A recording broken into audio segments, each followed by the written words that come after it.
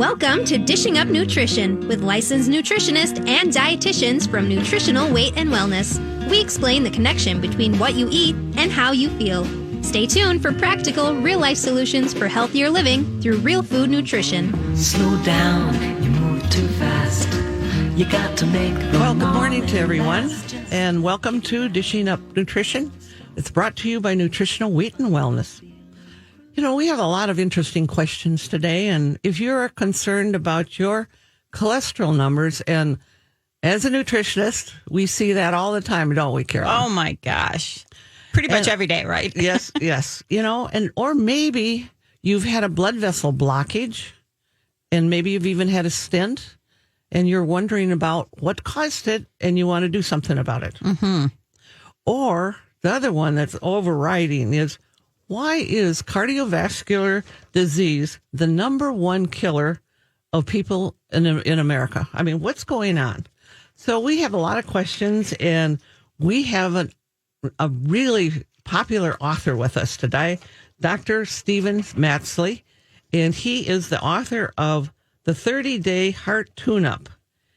And so he's going to look and address the myth about cholesterol and why statin medications may not be the best answer for your heart health.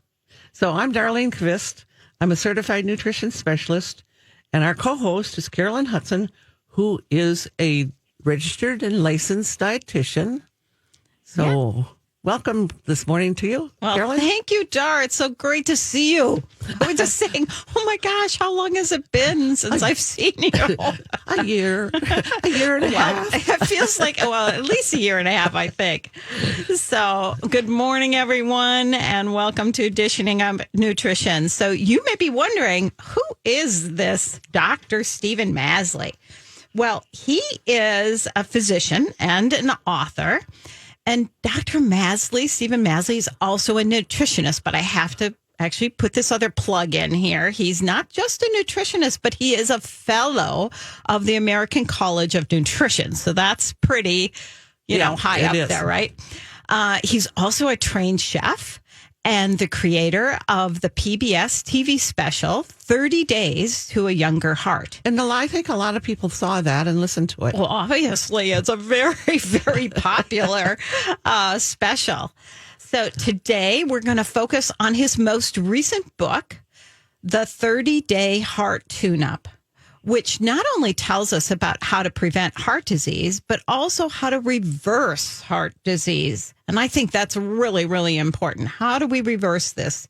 What's going on as our number one killer in America? As dietitians and nutritionists, so often we see clients who have very high cholesterol and clients with dangerously high blood pressure. Yes. And clients who are pre-diabetic or diabetic, and even some clients who have had stents or placed or inserted because of a blockage in a blood vessel. So, Carolyn, this topic is really dear to me because I don't think people realize this, that my mother died of a sudden heart attack. And then my older brother, he also passed away during open heart surgery. I have a younger brother who had his first heart event. He doesn't call them attack. Event. When at age 48. And interestingly, his son now, who is only 39, is already having problems with high blood pressure. So then there's me. So yes. I've been working really hard for my 82 3/4 years to not have a heart attack. Yes. And I'm still working on it. You're still working on it, but you've already surpassed quite a number of members in your family, right? Exactly. So food makes a difference. Oh, food makes a huge difference. And not just any food. Yeah, right? That's right. And we're going to get into that. So, Dr. Masley, it is such a pleasure to have you joining us on Dishing Up Nutrition today. If we look at all of the different factors of heart disease, for most people, they've been told that the risk factor is cholesterol. But, that is the classic thing. But in fact, we're told that cholesterol, but we actually need cholesterol. We're not told that, but we actually need cholesterol. Confusing. And, since there are many forms of cholesterol, some are obviously more beneficial than others, it doesn't make any sense to just lump all of that cholesterol together.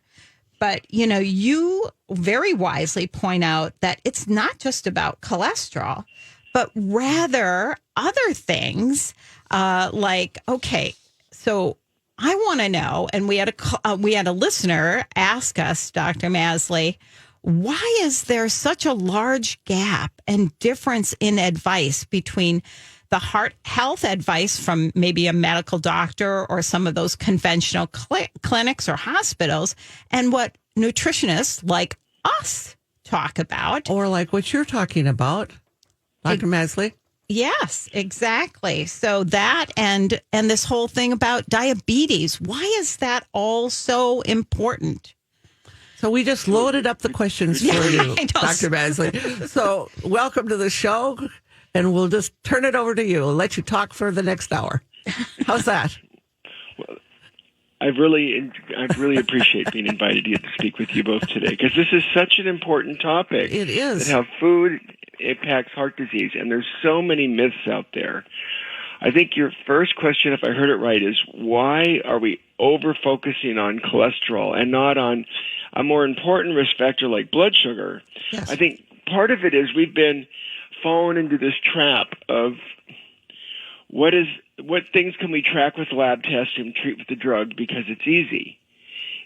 I think the average physician thinks getting people to change what they eat is harder than writing a prescription. But the reality is what you eat is far more beneficial to you than what those prescriptions can provide. So I'm not anti-statin, but my goal is people wouldn't need to take a statin if they ate the right food most of the time. And blood sugar, when you sugarcoat your proteins, they burn up more quickly. It's like putting gas on wood and putting it in the fire. So when our blood sugar levels are even mildly elevated, that has a much bigger impact on our risk for growing plaque and having a heart attack, stroke, or death than our cholesterol does. I mean, it's a really important thing. So cholesterol isn't not important, but it's not nearly as important as blood sugar and several other risk factors like blood pressure, and probably even the gut microbiome might be more important than our cholesterol. So, Dr. Masley, you just said it's just even if the blood sugar is elevated a little bit. Now, I don't know what people that are listening think about that. I know what we think about it, but I see so many people that come in now for consultations, and they're in that pre-diabetic. They're up on that upper end of pre-diabetic range, and they don't seem to be concerned about that. We're concerned, but maybe you're right to be concerned. Because even a mild, the cutoff for normal is 100, but 90 is actually quite a bit better than 100. So if you're 100, you're not safe. If you're 99, you could be far better off by dropping your level. So when I think about it, the number one cause for heart disease is mildly elevated blood sugar, and the number one cause for dementia is mildly elevated blood sugar. And you're right, most people are not aware of that.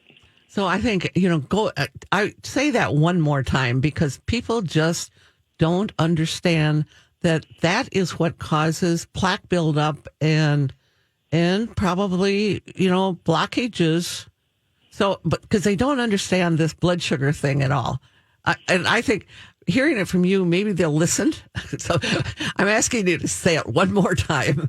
Well, mildly elevated blood sugar is the number one cause for heart disease, for dementia and memory loss. It's one of the major causes for cancer, and clearly it's the number one cause that progresses to diabetes.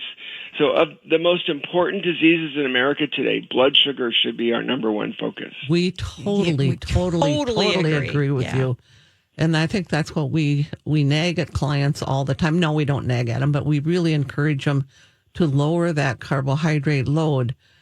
And, if you look around, what do you think is kind of causing all these higher blood sugars, maybe if listeners could understand what they're eating that's causing that increase in blood sugars.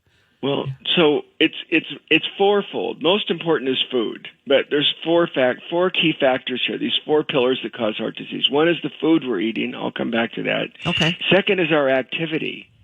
Aerobic activity and strength training both are very effective at lowering blood sugar, and we're not active enough. Mm-hmm. Third is nutrient intake. There's some key nutrients that are deficient in the American diet, like magnesium and zinc, that are essential for blood sugar control.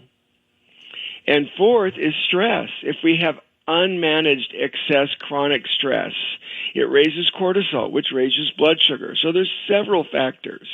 But as I said, the most important is food. And most people are eating too much sugar and flour. And flour, whether it's whole grain flour or white flour, has the same impact on our blood sugar as eating just plain table sugar. And I think most people miss that point, and they're eating way too much sugar and flour. And sugar is hidden in a lot of processed foods. So unless you're cooking vegetables and fruit and beans and protein from scratch, if you're getting it in a packet, it's probably loaded with sugar and you don't realize it. Yeah, I'm sure you know that we just tell all of our clients, no processed foods. Like, just get them out of your diet. Eat real food. And then we have that whole section of the population who thinks gluten-free eating is healthy.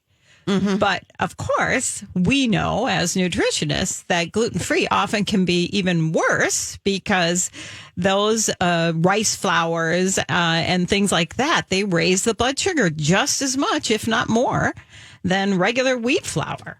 So, well, at least equally. Yeah, yes, any flour is sugar. So whether it's corn flour or wheat flour or rice flour, it doesn't matter. It's all sugar. So for the 20% of Americans who are gluten sensitive, I think they should avoid gluten. But yes. I think your point is really important, that they've got to stop adding sugar to in feeling good. Okay, I'm gluten free. I'm eating candy, basically. I'm eating rice and rice flour and corn flour and corn, and all of those are just basically sugar. Okay, well, let's hold that thought. We are ready for our first break. You are listening to Dishing Up Nutrition, brought to you by Nutritional Weight and Wellness. Our topic for today is all about heart health. And joining us in the discussion is Dr. Stephen Masley. He's the author of 30-Day Heart Tune-Up. If you have questions about cholesterol numbers, stay tuned because we will be discussing your cholesterol concerns and the use of statins when we return. And we'll be right back. Well, welcome back to Dishing Up Nutrition. You know, this is the first day of May. We finally made it. And a very important day is coming up very soon because Mother's Day is May 9th. And I think a lot of listeners are saying, what am I going to get Mother this year? It's always that question. So if you've got that question, let me have a suggestion for you. What about getting her the Weight and Wellness Cookbook? You know, it's a simple way of cooking. It's real food. It's heart-healthy recipes. We use the right fats. We keep the carb level down. And people can order the Weight and Wellness Cookbook online at weightandwellness.com. Or you can give our office a call at 651-699-3438. And we'll take all of your information and send it directly to your mom's so you don't even have to worry about it. Yeah, don't have to worry one bit about it. So and you know you've given her something that's going to be heart healthy for her. Mm-hmm.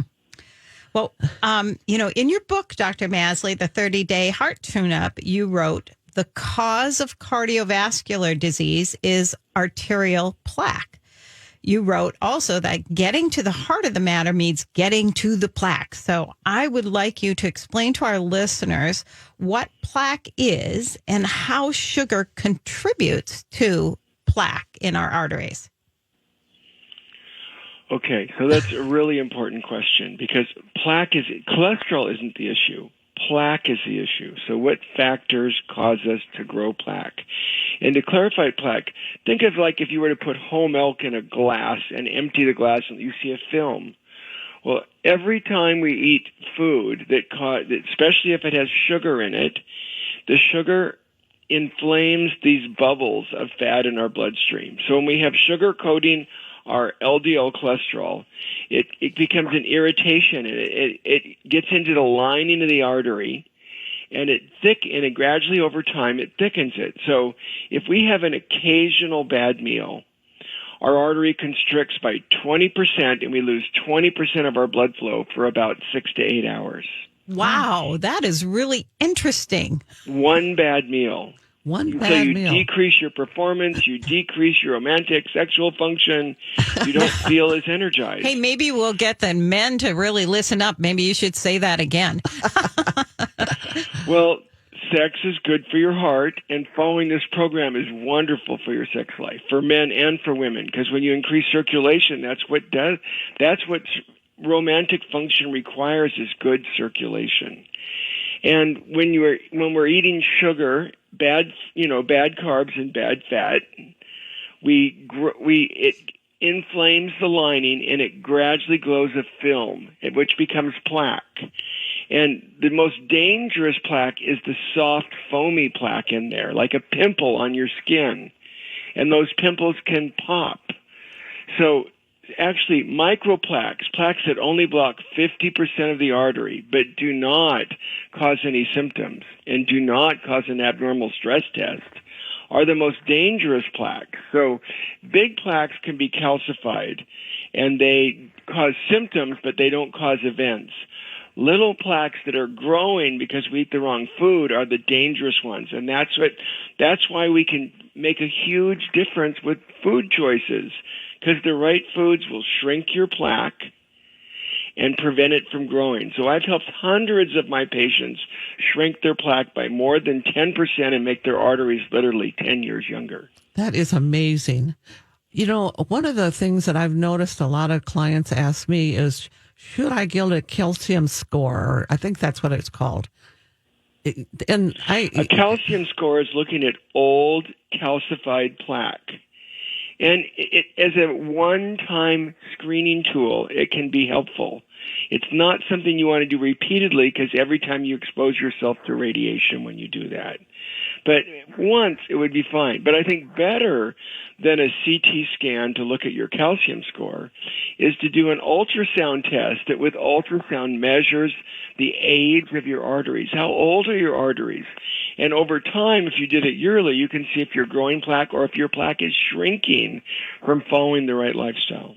And I think, and I know I'm going over this a million times, but cholesterol statin drugs don't necessarily shrink that plaque. Am I hearing that right? Well, if you only take a statin, I've seen people grow more than 5% more plaque per year while taking a statin and having a supposedly perfect cholesterol level, but they did everything else wrong. They ate too much sugar. They ate the wrong fats. They didn't meet their nutrient needs. They didn't exercise. They didn't manage their stress. They kept growing plaque rapidly on a statin. Now, statins can help. If you do everything right, a statin can help you shrink your plaque, although, as you know, statins have a lot of side effects, many of which doctors don't even talk about. Mm-hmm. Well, let's talk about some of those for free people, because they don't know this. And I think coming from a medical doctor, they'll listen before they will from a nutritionist, to be honest with you. And I think one of the really interesting things that most people don't know, and you say very succinctly in your book, is that statins do not affect what you eat, or what you eat are not affected by the statins. Right. I mean, people tell me they go out and eat a burger and fries and a milkshake, and I just pop an extra statin med, and I cringe. Oh, exactly. Because the statin med doesn't prevent them from forming the statin meds block you from your liver from making cholesterol, and they also decrease some inflammation, but they don't stop you from growing plaque. So important. Because of the food you eat. Right, right. And as you said, they do have side effects. I mean, the most common ones doctors think of are liver inflammation and muscle inflammation and muscle breakdown. And those are important, but they impact like 1 in 1,000 people in a major way. But 10% of people get muscle aches from statins. Yes, for sure. And it's a significant problem to the point they might need to stop them. But there's many other side effects from statins. they increase blood sugar and diabetes. And Yes. the number one cause for heart disease is elevated blood sugar, and they increase blood sugar. They decrease memory and concentration and ability to focus. So they lower CoQ10, which is what gives us energy. They block the conversion of vitamin K1 to K2, which is the active form of vitamin K that prevents plaque calcification. And the thing they really don't talk about is they lower testosterone in a significant way for men or women. They decrease our drive, our energy, our enjoyment. So I'm not anti-statin. My goal is that people follow a lifestyle that heals their arteries, supports them from needing them, so that if they don't have to take them, they can shrink their plaque without them. Well, that's Although great. I will admit, sometimes I still use them on my patients. So it's already time for our second break. So you're listening to Dishing Up Nutrition. And after working with clients for over 30 years, I've come to realize it's really challenging for many people to follow a real food, heart healthy plan. So there's always a family get together or lunch with the girls or, whatever to be luring you away from your healthy eating plan. Well, welcome back to Dishing Up Nutrition. My mother was a very healthy cook, and she actually followed a pretty healthy plan when my dad was alive. She was cooking for two, and she cooked very nicely. But when she started cooking for herself, not such a good job. Yeah.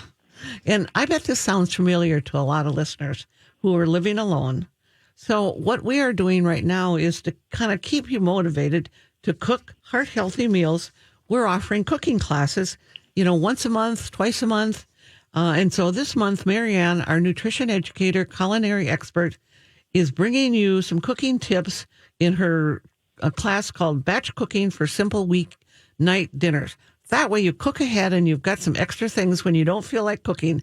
And that happens a lot of times. So you can go to weightandwellness.com or call 651-699-3438 and sign up. And these classes are only $25. And Mary Ann is an excellent teacher. Yes. And before we went to break, I was saying, people do much better when they are supported. Yes. On a weekly, monthly, whatever basis. So again, you can call that same number, 651-699-3438, and set up an appointment with any one of our nutritionists. So, Dr. Masley, in your book, you address the importance of exercise. But because this show is really more about nutrition, we really want to focus on those eating choices and habits that Americans are causing that plaque buildup.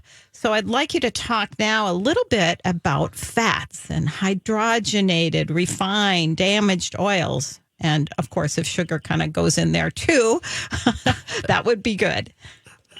Well, very important are the type of fats we eat. Number one is to cut out the sugar and flour. Number two is to eat smart fat, not toxic fat, not bad fat.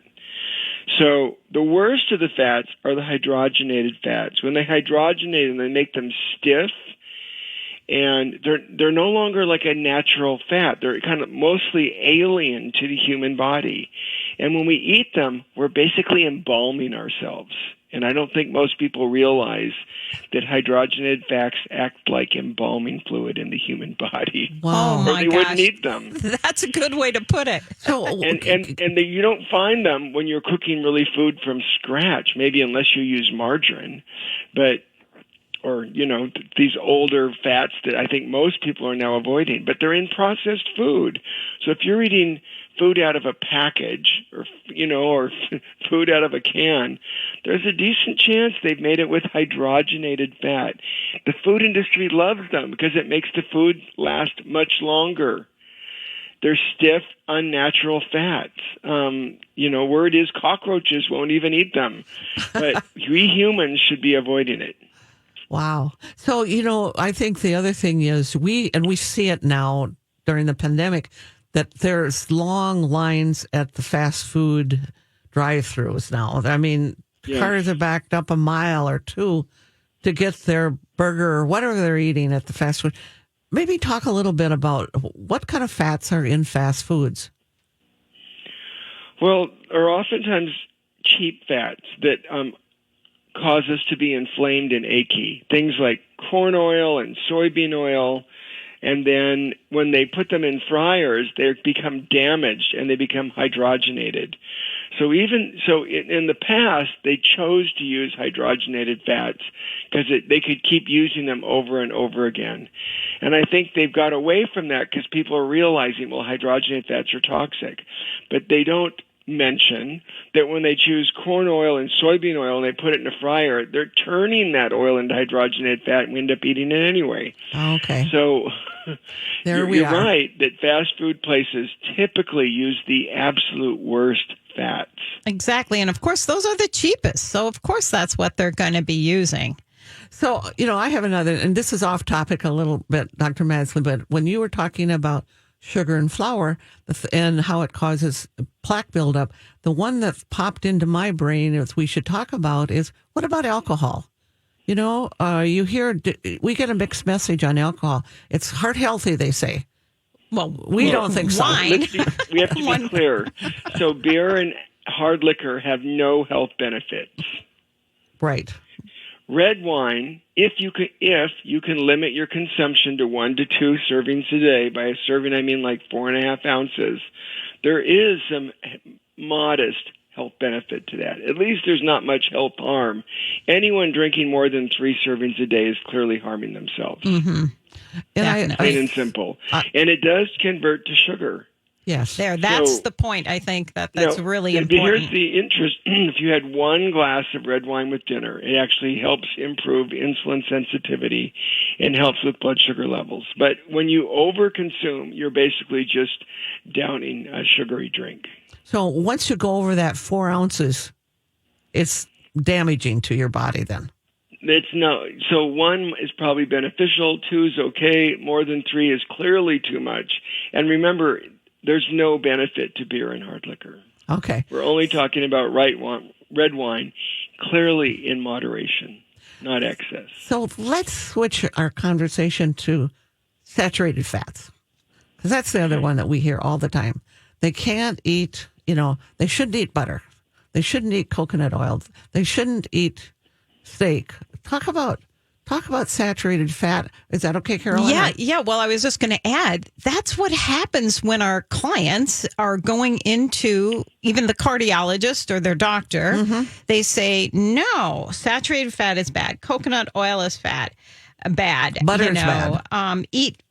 Butter's bad. Eat those fake, I can't believe it's not butter. Those types of products. So, well, if they're substituting butter for margarine, that's a terrible choice. Really? Yes. They're basically choosing hydrogenated fat, which is think of it as embalming fluid when you think of hydrogenated fat, and I think you get the idea. But, saturated fat, for years we condemned it. But when we look back at the research from the 80s and the 90s, that might have been more political than scientific. Uh-huh. And the current evidence is that saturated fat, there's some controversy. Is it harmful or not? It's a toss-up. It's like neutral, maybe slightly harmful, or maybe neutral. The real issue is sugar and flour and bad fats. Do you meet your nutrient needs? Do you eat enough vegetable, fruit, beans, and nuts? Those are the critical ones. So I've steered away from having people focus on saturated fat because it's not having a significant big impact. Mm-hmm. What does have a big impact is avoiding sugar, flour, hydrogenated fats, and eating healthy fat is really good for us. Olive oil and nuts and avocado oil. So if I'm cooking, I'm going to use avocado or almond oil for higher heat, and I'm going to use extra virgin olive oil for low heat cooking and salad dressings, and I use mostly extra virgin olive oil for most of my fat because it's the healthiest fat out there, along with eating nuts and avocados and seafood. And those are all healthy fats we should eat more of. And I think that's far more important to focus on those and less important to focus on saturated fat. Exactly. And we tell all of our clients, have a balance of fats. Have all 3 types of fats all the time. Moderate what you're eating. Don't do all saturated. Don't do all mono. Do your all 3 types of fat every day. Yes. And no hydrogenated fats. No No damaged fats. hydrogenated Right. fats, yes. Exactly. I don't know, Carolyn, do you have another question? I've got a couple that I want to ask. Go ahead. Go Okay. ahead. You know, one of the other things that I think people don't understand some of these terms, sometimes people have had a stroke or a TIA. I think if people understood what that really meant, they might have more motivation to eat better.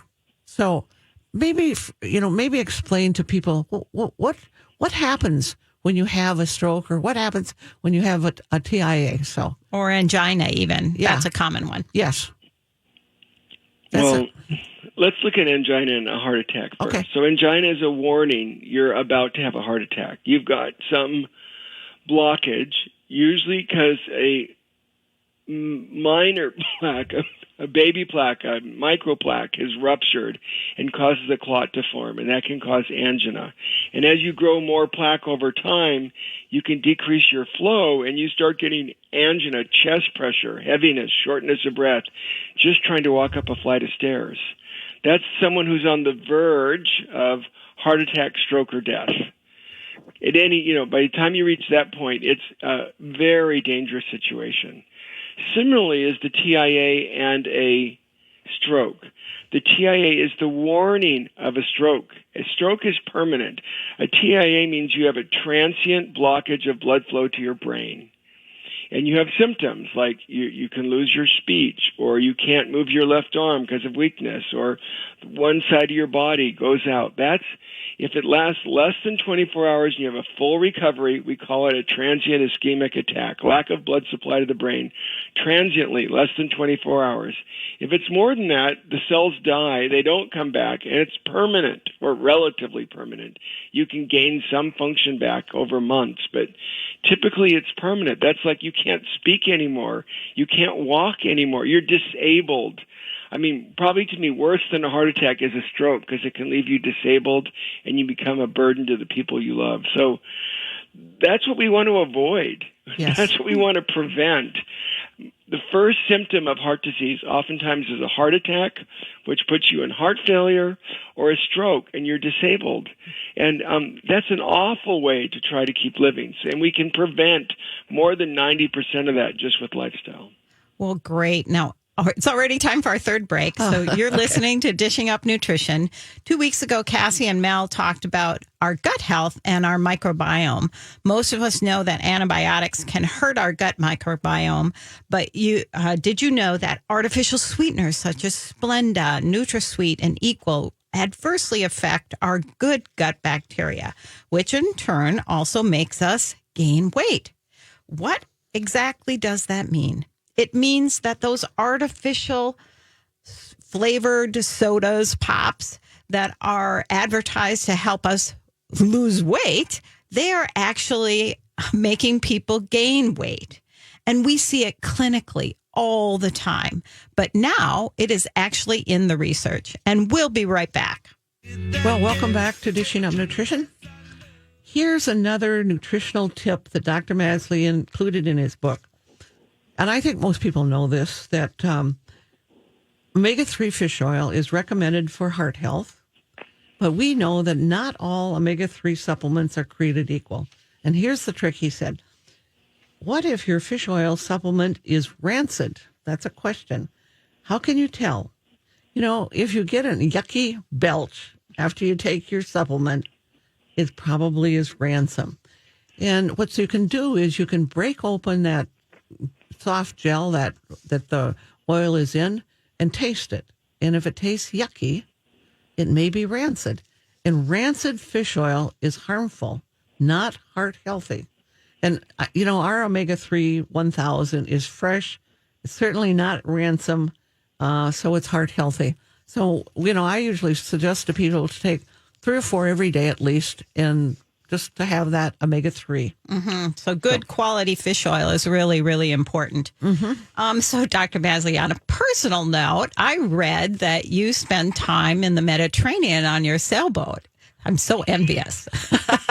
Well, I spent 3 summers, almost 3 to 5 months each time, Wow. looking at recipes and foods. I mean, the Mediterranean was where people live the longest on the planet. Exactly. They have some of the least heart disease, dementia, and diabetes rates on the planet. And they eat so I healthy really wanted fats. to explore that. And yeah, my wife and I spent more than a year over 3 summers sailing from Spain to Turkey and from Greece back to Spain, exploring recipes and, why can, how is it the French can eat fat, the Italians eat pasta, all these things about why can they do these things and not have disease. Mm-hmm. It was really fascinating. It's just mostly because they eat the right food. They eat it from scratch, local, unprocessed food with herbs and spices and olive oil, and they eat lots of vegetable, fruit, beans, and nuts. Yeah, it's the healthiest diet on the planet. Exactly.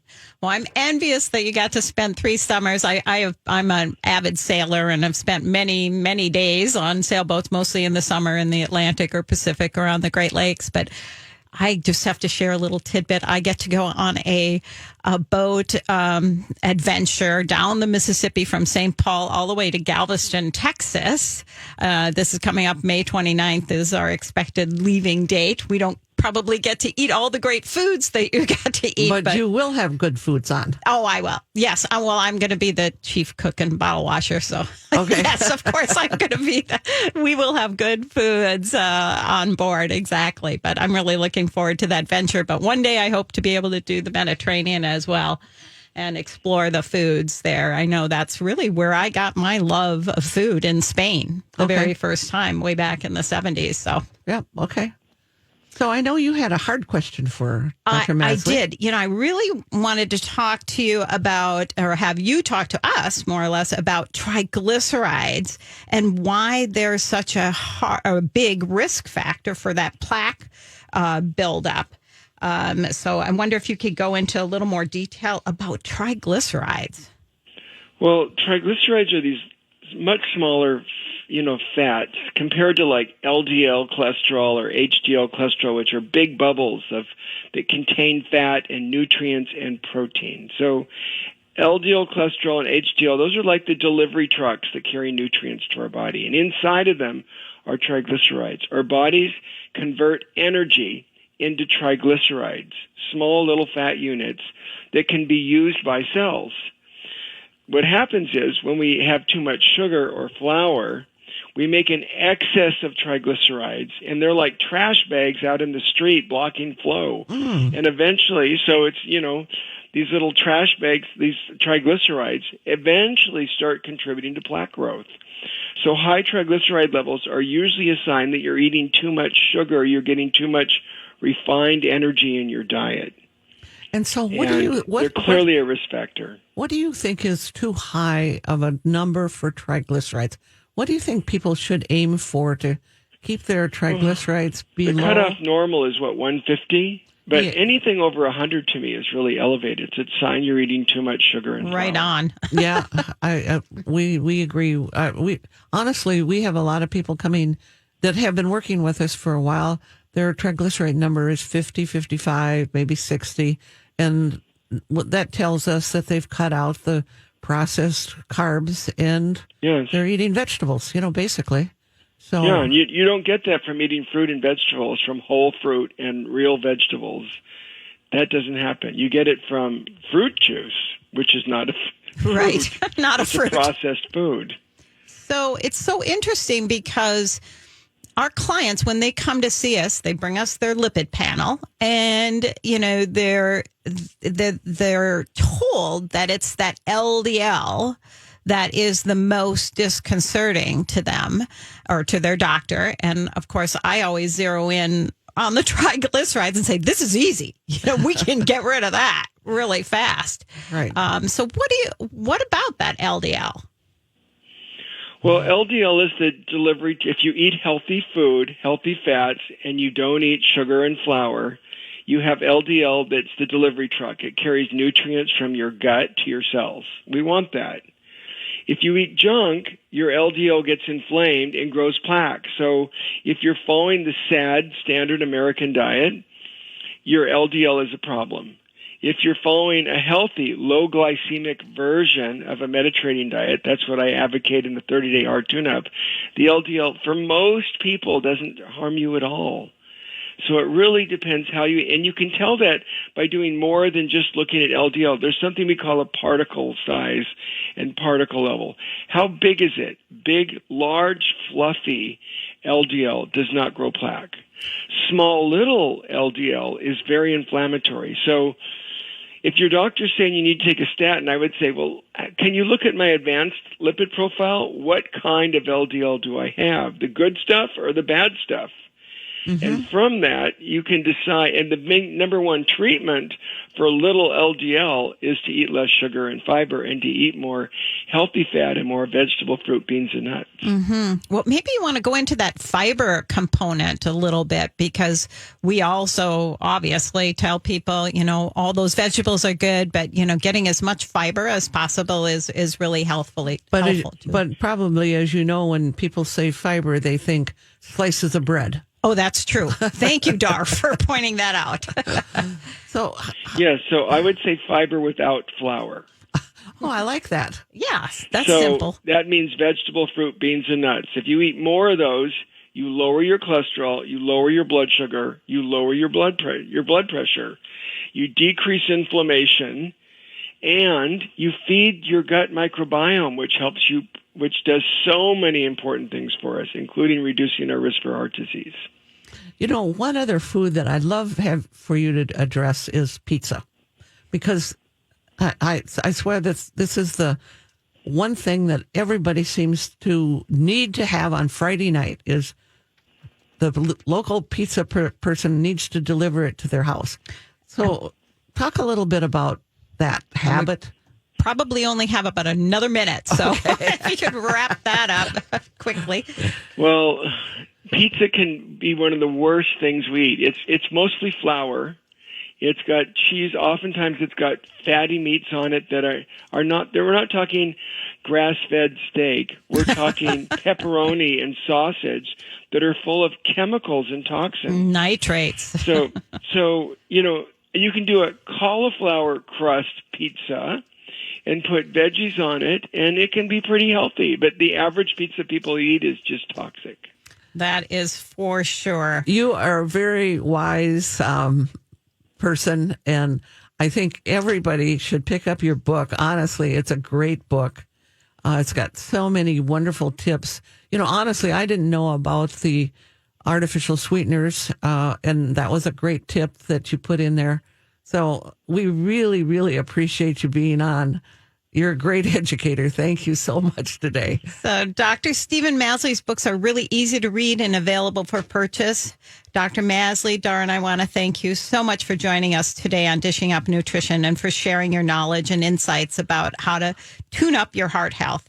So it was a pleasure. Thank you for inviting me. For our listeners, if you want to share, how are they going to find you? How are they going to find your book? Well, the easiest is the 30-day heart tune-up is available wherever books are sold. It's now out in paperback version, so they don't have to pay the extra money. They can get it right there, the revised vision of the 30-day heart tune-up. And the best way to get more information is to go to my website, drmasley.com, drmasley.com. I send out free health tips and recipes every month to keep people up to date and healthy and happy and eating delicious food. So thank you for listening today. Have a great day. Thanks for listening to Dishing Up Nutrition. If you enjoy this podcast, please share your favorite episodes with a friend or leave a review on iTunes, Stitcher, or iHeartRadio. The content and opinions expressed are those of the hosts or presenters. They are not intended to diagnose, treat, cure, or prevent disease. Product statements have not been evaluated by the FDA.